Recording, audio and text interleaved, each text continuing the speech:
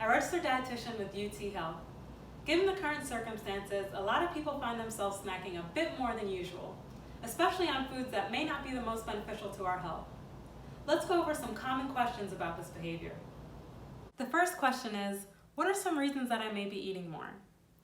Times of crisis present a high stress environment, and over time, prolonged stress can become damaging to the body. In an attempt to maintain its balance, the body may react by producing a physiological response, such as irregular eating. With that being said, the impact of stress on dietary habits can vary greatly between people. Although some people may have an increased caloric intake when under stress, some may have a decreased caloric intake or no change at all.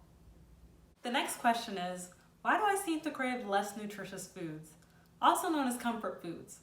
Comfort foods are typically high-fat, high-sugar foods that are energy-dense and may have relatively low nutritive value.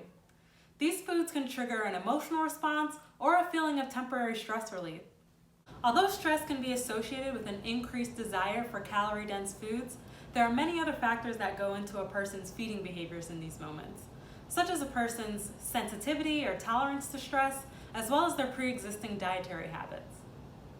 Another question is, what are some other foods that I can eat? Healthier choices can be made easier by creating balance in your diet.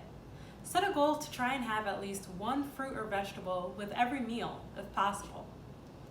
In our next video, we'll go over several different snack options that can help you maintain that balance while at home.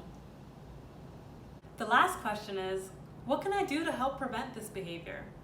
Finding activities to help relieve your stress may help reduce your stress eating. For example, activities like going for a walk, practicing meditation, listening to music, or drawing are all stress-relieving activities. In the next video, we'll look at some helpful snack options. But before that, go ahead and leave a comment about any techniques that have helped you maintain your balance while at home. Also, feel free to ask any questions or suggest any topics you'd like to see discussed in future videos. Thanks for watching.